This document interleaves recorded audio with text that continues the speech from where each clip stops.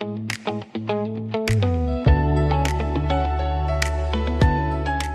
there, and welcome to Hope Unscripted, a podcast of Hope Cancer Resources. Here, we're having real conversations about cancer, from prevention and education to support, resources, and the stories that remind us that we are not alone. And we're your host. I'm Jamie Dietrich. And I'm Brittany Harmon, and we're so glad you're here. Now let's talk about hope, healing, and the journey. Unscripted. Welcome back, everyone, to the Hope Unscripted podcast. Today, we are very honored to have Charlotte Biala. Charlotte is a yoga and meditation teacher. She's been doing it for a very long time. She's a caregiver advocate and speaker, and she also has an award-winning podcast of her own called The Cancer Caregiver. Charlotte, we're so glad you're here. Thank you. Thank you for having me. Yes. Well, to echo that, welcome. We're excited for this episode of Hope Unscripted. And I know you've done a lot of things in the cancer space, but today we're focusing mainly on Scanxiety. And so before we get to that, I'm going to give you a moment, and Brittany's got some specific questions for you and just dive a little bit into Charlotte. Yeah, just kind of about your journey and how you started doing this work. Yeah, I started because I was looking for something for myself and didn't find it. When my husband was diagnosed about a little over 12 years ago, I was a full-time yoga and meditation teacher, and I thought I had my life set. The way I prioritized the things that I needed to do to take care of myself were easy to do.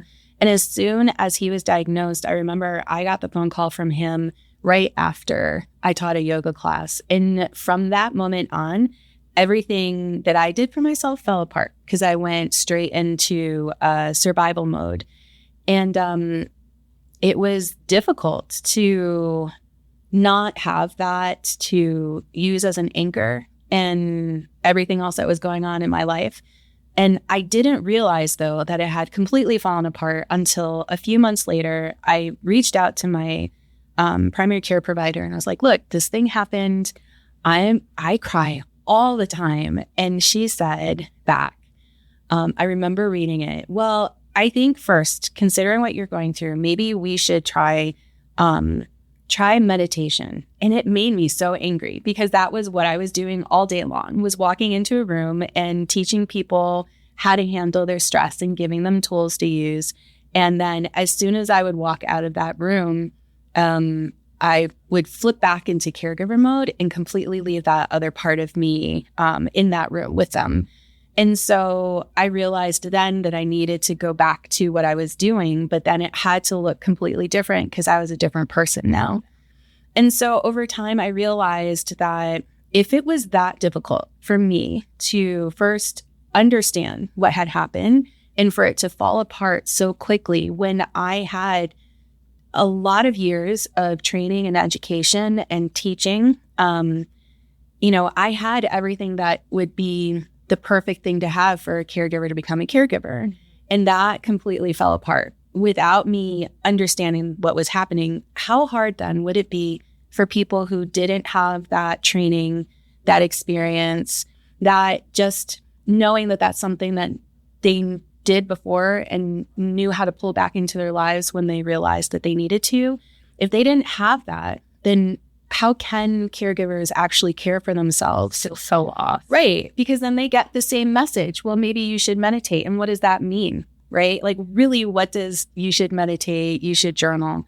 What does any of that mean? It's just something that caregivers are told to do without any instruction. So then it just gives them something else to add on to a list of things that they're actually not going to have time. Right. Yeah. Right. Yeah. So that's when I decided that I was going to look for, because even though when you know how to do something, sometimes it's easier to have someone else kind of lead you through it so that you don't have to think it through.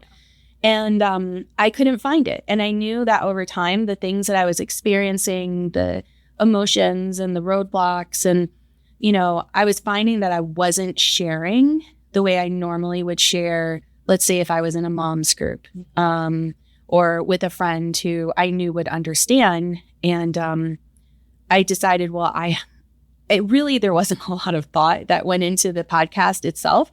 It was, I have a microphone, I have a computer. I know other people would want to hear my experiences, and then I can also help them through some of the things that they're going through by giving them tools that they can use when they're feeling these feelings. And so I created a podcast 6 years ago.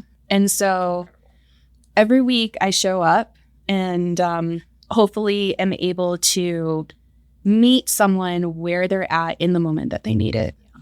That's incredible. 6 years is a long time. Yeah. Yeah. So Charlotte, with the podcast, are you doing other forms of like public speaking or other things along with that? Yeah, I have some workshops that I do monthly that I go and I have a topic and people show up, caregivers and cancer patients. I speak nationally, so corporations will bring me in to speak to their cancer ERPs or their caregiver communities to just lead them in a hour of not only understanding and being seen, but also to leave feeling a lot calmer by the way that I work with them. I present at cancer conferences, which sometimes I'm like, you don't have anything for caregivers, so now you bring me in and we'll just do something small, to start, because I think in the cancer world, it's really easy to discount how easy it can be to get caregivers to understand that they're being seen. So little is being done that any little bit that you can do will have more impact than I think a lot of people and organizations understand. I would imagine as a caregiver too, like your heart, your soul, your day-to-day is caring for that other person. Exactly. The lack of caring for yourself. Was there a certain point where you kind of realized you were going down that road and you were like, okay, I have to, because you talked about the just meditate, right? Was that the point where you kind of... That was the turning point. And luckily that happened early on. I maybe was 3-4 months into caregiving. And I think because I had that awareness of how I was feeling and more of a connection to what my body tells me, I was able to reach out for help. But oftentimes caregivers don't have the ability to understand those signals or feel like they can reach out for help. And if I've watched that. My grandmother was my grandfather's caregiver. I was in high school. My grandfather was diagnosed and went through a really long struggle. And watching my grandma, all she did was take care of him. Yeah. And she did lose herself. And by the time he passed away, it's been several years now, but she's so lost. She didn't know what to do with herself afterwards. Oh, yeah. Yeah, that's very common. So now we're going to kind of flip a little bit and we'll talk more about the caregiver side, but we want to talk about Scanxiety. Yeah. Which is a term for everyone who's not aware. That's just that scan week, what that feels like for not just the patient, but the families going in. You have to have your annual scans. Even if you've rung the bell, you still go have those scans and that anxiety building. What does that look like and the tools that you help with? Yeah, I think it's first important for everyone in the family when, no matter what disease, but especially with cancer is in there with them, is to understand how everyone feels and operates leading up to those appointments, but also in between those scans and for those results to show up on my chart, and then waiting for the oncologist to kind of call in and understanding what happens next. So for some people, it can start before they're even driving to the hospital. And for every person, it's different. It could be weeks, it could be days before these show up. And then it can linger until after they've already know what happens next and they've gotten all the information they've been waiting for. And I think the problem is, first of all, that not a lot of people understand that this is a thing, right?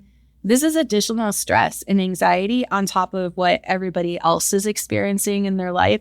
This is something that they are trying to attend to alongside trying to live normally. And so I think the first thing is for people to understand that this is a situational extra set of days or weeks or months where they're going to feel this way. And if they can understand how this shows up for them and then for their family members, then it's easier to kind of craft and rearrange how they go through their quote unquote normal lives until it subsides. So it's not usually long term. It's situational based on what's happening with their loved one's health.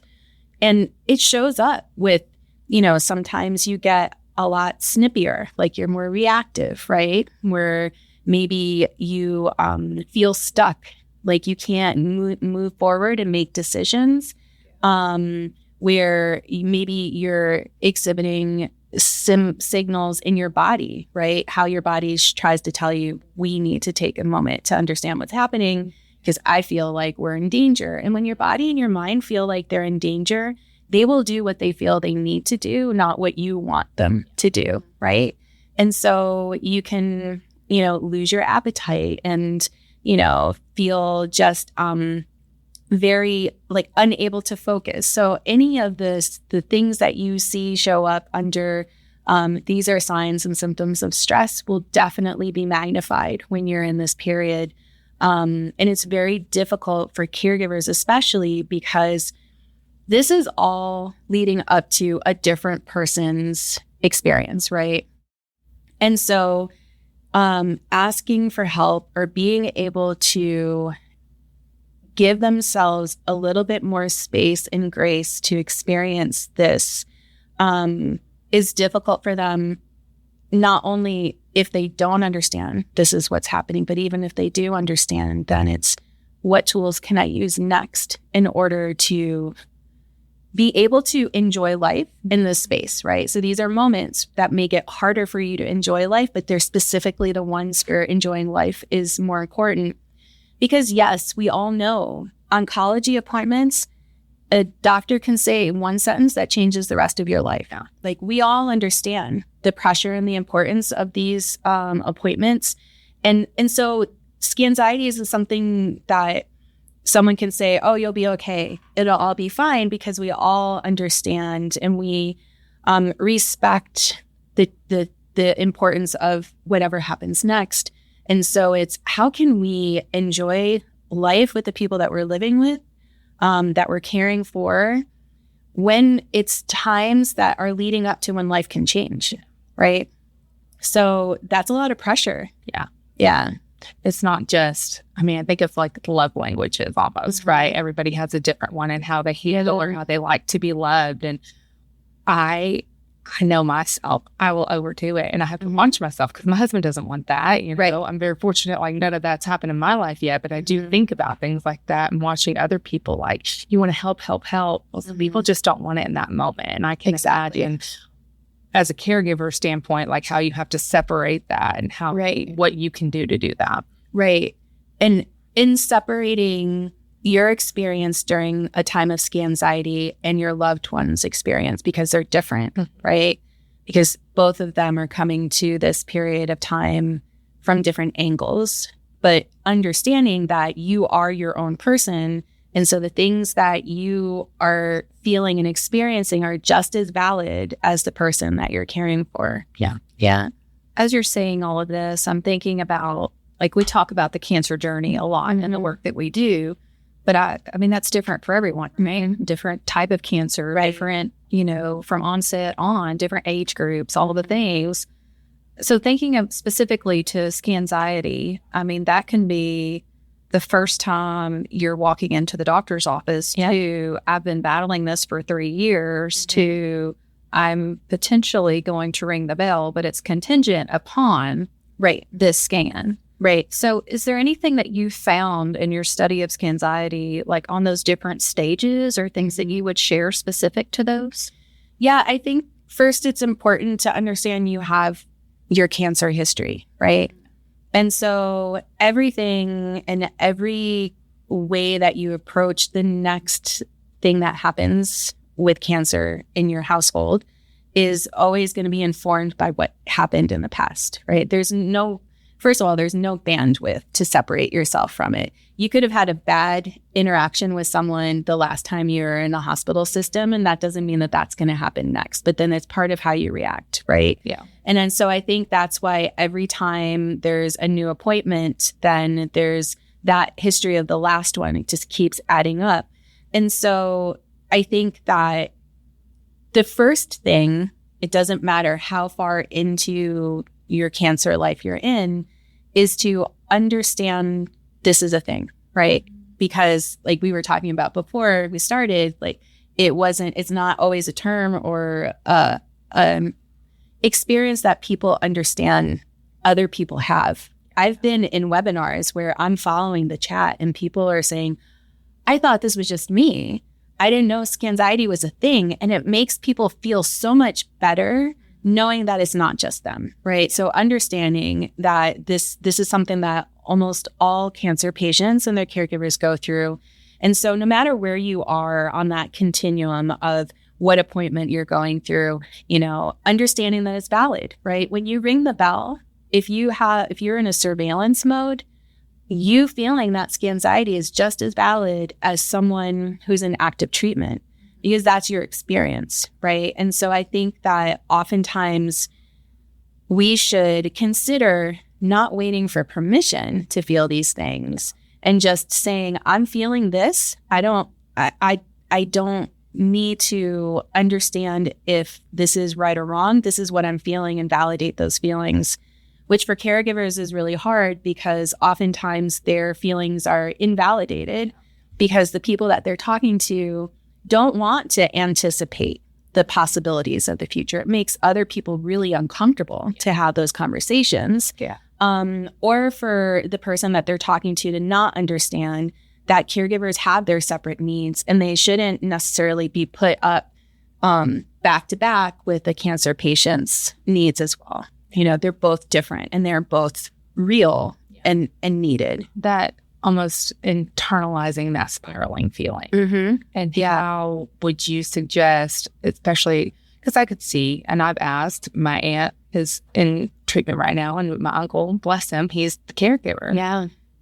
And I always want to check on him. I check on her all the time too. Mm-hmm. But I know it's hard for him and what he has to do and what he's going through. Yeah. Everybody's always asking about her and no one's asking. Yeah. No, I know that. Her too. Yeah. Right. So especially male caregivers, they have a completely different experience. For sure. And knowing that that's your love of your life and you're watching that happen. Right. So do you have any, tips to how to control that spiraling feeling? Yeah, I think it's, if you can find someone to talk things through, it might not even be to have a full-on conversation, especially if you think that person will try to minimize what you're feeling, right? But if you can tell someone, hey, the next week is going to be really rough for me, especially because my loved one is having appointments coming up. I just really need for you to text me and check on me a little bit more. Yeah. If you can find, first of all, what that special person in your life is good at, right? Don't say, I would really love for you to bring me those chocolate chip cookies that might, but then they don't know how to bake. Yeah. And then they're like, why would I don't want to do that. So it's always good to, if you understand the person you're asking for support from, that you really hone in on their love languages. Like you said, what are the things that they like to do? Maybe someone would love to bring you groceries, right? Maybe someone would love to bake for you, but maybe someone would say, you know what? I know that you are always, cutting your grass. Don't worry about it this week. I'm going to come do it for you. Yeah. Just let me know where the things are. Just come and take some other things. Yeah. Because if you say, let me know what I can do, you instantly give the caregiver an extra thing that they have to do. So, and a lot of times people are worried that they're going to get it wrong. Yeah. But you showing up, you trying, especially if someone's been a caregiver or their loved one has been ill for a long period of time, that support disappears very quickly from the very start. So you showing up for them, if you know that they have appointments coming up, just saying, hey, I know this is coming up, I want to be there for you. How about I do whatever that thing is? Yeah. Maybe they need to be pulled away for coffee, right? Maybe they'd like to walk in the morning, but they would love to talk to someone. Giving them the opportunity to just let out a little bit of their fears and worries, or to be able to talk about something completely different so they can distract from what's going on. But if you know someone that's going through a period of Scanxiety, just saying, I know this is hard for you, sometimes is all they need, is just to be seen for what they're going through. Yeah. So some of what I heard in there was don't put more on the caregiver by saying, what can I do for you? I think that's a really good point, though, because, you know, I didn't think about it till you said it. And so I bet there's a ton of people that's like, I wouldn't have thought of that until you said it. Oh, yeah. But me saying like, hey, I know that you love lasagna. I'm going to make you lasagna and I'm bringing it over on Tuesday. Right. There's no decision on your part. There's nothing for you to do besides say, wow, thank you. Right. The date set. Yeah. Exactly. And you can even add on and say, you just let me know if you want me to leave it at the door or if you want me to knock and let you know that it's there. Because oftentimes then if people bring food, then that requires energy you might not have, because then if they want to come in, then you're hosting them. Even if people are like, no, don't do anything special. If you're a caregiver, that is not you're the way you work. You're gonna try to make the house presentable or just be stressed out about what will need to happen, or will the doctor call while they're here? Like there's so much. So, but maybe they want human interaction with someone other than the person that they're caring for. So just asking them, telling them, I'm going to do this. Would you like for me to leave it, or would you like for me to knock so that I can hand it to you? And the person best, what they might find it offensive if you just leave food at their door. Yeah. Right. Like I wouldn't. Yeah, I have a best. Anyone can do that, by the way. You can leave food at my door as long as I know who it's from. That too. Weird meals at my door probably wouldn't be eaten. But it happens as soon as someone's diagnosed. Everyone says to the caregiver, "Let me know how I can help." And the caregiver doesn't even understand like what is happening, what they even need. Right? They're and then. It's, well, how could I actually explain to someone how to do the thing that I really need help with? Where then as you're trying to figure it out, you realize it would just be easier for me to just do it. Right. So when you say, how can I help, or let me know, I know it feels like it's the right thing to say. Oftentimes it's the worst thing to say, just because then as a person, especially if someone's recently been diagnosed, is trying to figure out how to rearrange their lives, then you're saying, well, if you want help, you have to do the work to tell me how to help, right? And so that's really difficult for the caregiver. And so then that's why they don't ask for help. That's a good perspective on it too, because I'm guilty of that. Yeah. You want to help, and you don't know how, but you're right. You should just tell them and hope they take it. But yeah. And then caregivers worry about asking for help, that they don't want to put people out. And so what I usually say to them when they tell me this is, well, you're just denying that person the feeling that it gives them to help you. And so people instinctually, most times, depending on who they are, actually have a reward for helping someone. And so I'm like, don't make it all about you. Just understand that if you're not asking for someone for help, then you're not allowing them to have this feeling that it gives them as a way to like give them a different perspective. Especially if they really need help and they're struggling and they don't want to ask for it. You're not putting people out. You're just giving them an opportunity to feel good about themselves. Yeah. Okay. Thinking about some tools and support. I know we've talked some different things that you even sent us recently about breath work and things like that. Mm-hmm. Why is those breath work like such an important thing? Yeah. Breath work is always the main or only thing that I will start caregivers out with, because you have it always. Yeah. And it's always under your control. Although most times it's working on its own, right? Just to keep us alive. And so when you change how you breathe, or even just bring in a deeper breath, or follow the fact that you're breathing, it allows you to breathe just a little bit deeper. And what happens in your body is that as you breathe in deeper, you start to stimulate a nerve that is actually attached to your brain that affects your nervous system and allows it to know we're safe right now, right? Okay. So it's called the parasympathetic nervous system. The vagus nerve is what will tell your brain, oh, we can switch this on. We're not in danger. Because oftentimes most of us, whether we're caregivers or not, are in this sympathetic nervous system where it's fight or flight, where just the way our nervous systems were created from back when we were just became humans on the earth, it was, we need to be able to react fast because there's a tiger or there's a lion, and we need to be able to like problem solve and do things to allow us to survive. And so now those threats aren't available anymore, but it's, something negative that a doctor will tell us, or being cut off on the road while we're driving. Like that is what starts to enact that protection system.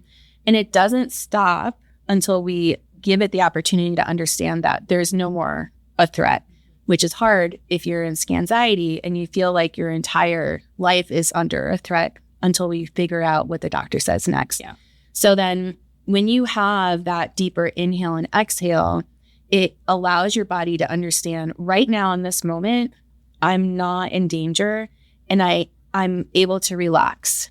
And so then it shifts it into a different mode.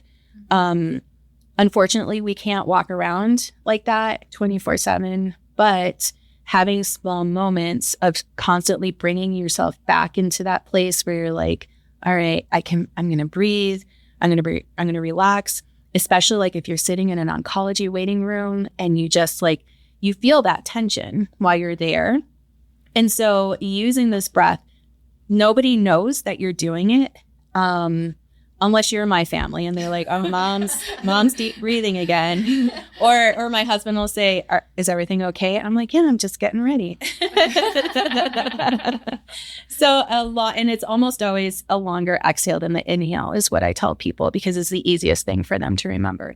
And that can be a sigh, right? We do it sometimes without thinking, right? It's our body like signaling that like we need a break. Usually when you sigh, it's either because you're happy or because you're upset, right? And so that's a signal that your nervous system gets from it. If you do it on purpose, it works even better, because it really only takes, sometimes I'll lead people in just a minute of that, and then they'll open their eyes and they're like, oh, how long was that? And I'm like, it was a minute. And they're like, no, it felt like it was forever, because you're just bringing your mind to focus on this one thing, which it hardly ever does. Yeah. And then it brings your body a sense of peace. So I will tell people, if you tell someone you're going to the bathroom, no one's going to be looking for you for a few minutes. Just escape if that's what you need to do in order to get this in your day. And just sit and breathe, right? Not have to do anything special. You don't have to buy anything to be able to do it. You don't have to really be anywhere specific to get it done. But to understand that it helps you and to give yourself that pause, which oftentimes is even extremely difficult for most of us, let alone caregivers. Do you ever have people who kind of doubt the effects of it? Like, do you ever have trouble getting people to try it, but then once they do, it's just kind of frightening? I can see it sometimes when my talk is virtual, and if I can see the people, I can see the ones that are like, yeah, I'm ready, and they kind of like lean back and but then there's these people that and my husband is not a good relaxer, right? Yeah. And so I can see they're like fidgeting with stuff, and I'm like, it's okay. Like, I get it. It's hard, especially if this is not something you normally do. Yeah. But it's the way that I kind of phrase things where I'm like, don't close your eyes. It's fine. Right.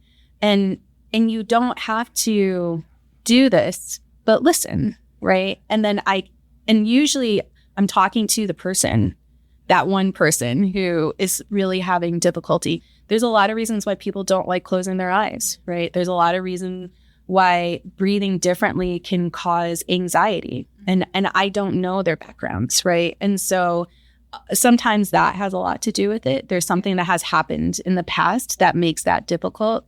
But then I can see, even though if their eyes are open and they're still kind of like, sitting upright and not relaxed, like I can tell, like I can see when their shoulders start to relax a little bit more, or the muscles of their face do. And so just knowing that they had that moment where their body was like, oh, wait, even if they are like, I didn't do the breathing, I'm like, but I saw your body relax. And so, yeah. Kind of gave it away. Yeah. It's normal for breathing to be complicated for some people. And it's very normal for some people to be like, I'm not that type of person. I don't do things like that.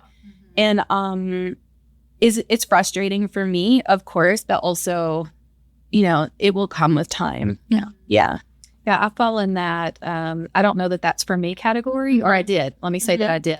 I tried breathworks. Yeah. We had someone come and teach a class actually at our office at Hope Cancer Resources, and he was incredible. It was a small group. I think there was maybe 6 of us, and he walked us through several different breathing techniques. And some of them you feel a little silly, when you get into certain ones.